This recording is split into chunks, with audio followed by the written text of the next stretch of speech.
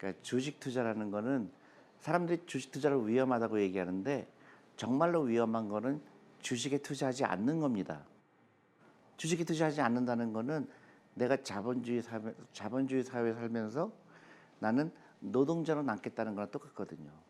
근데 내가 노동력을 통해서 부를 창출하는 거는 굉장히 늦어요.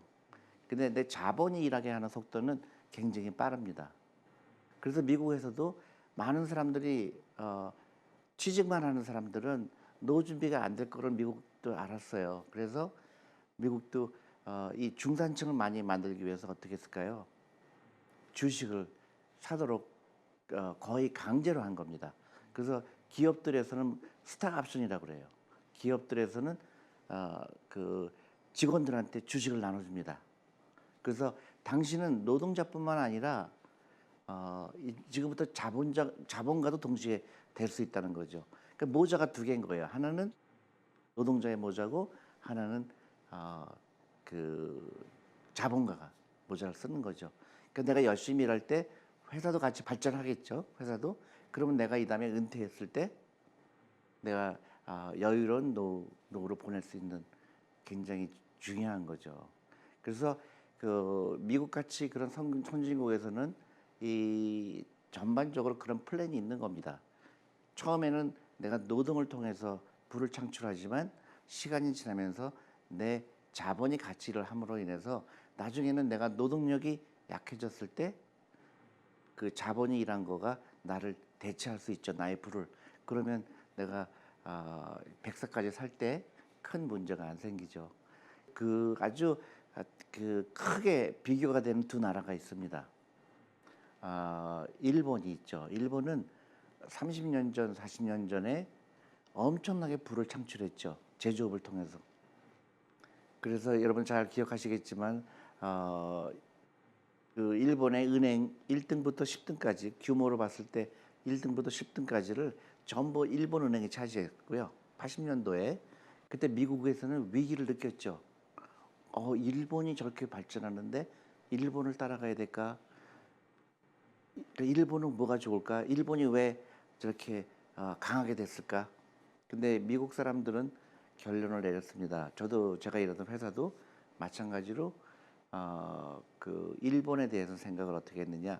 일본은 미안한 얘기지만 30년 동안 계속 하향을 겪을 것이다. 그렇게 예측을 했습니다. 그 이유가 뭘까요? 금융에 대한 이해 부족입니다.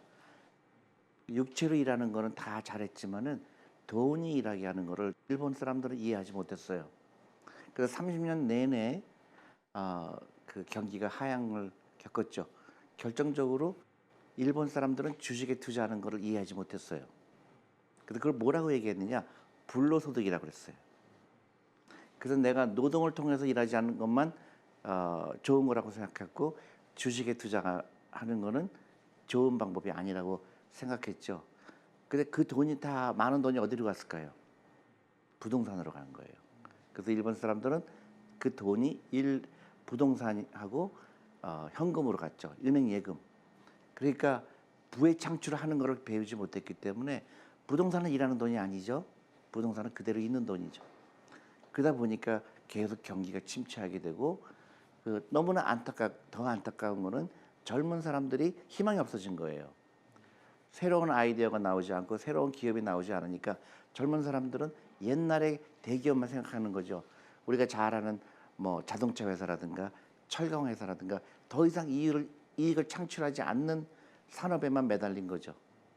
그러다 보니까 일자리도 많지 않게 되고 경기는 침체되고 있고 돈은 부동산에 묶여 있고 그 현금성 자산에 묶여 있다 보니까 새로운 아이디어도 없고 계속 침체가 되니까 지금 일본에 있는 젊은 사람들은 부자가 되는 거에 대해서 아무런 흥미를 느끼지 않고요.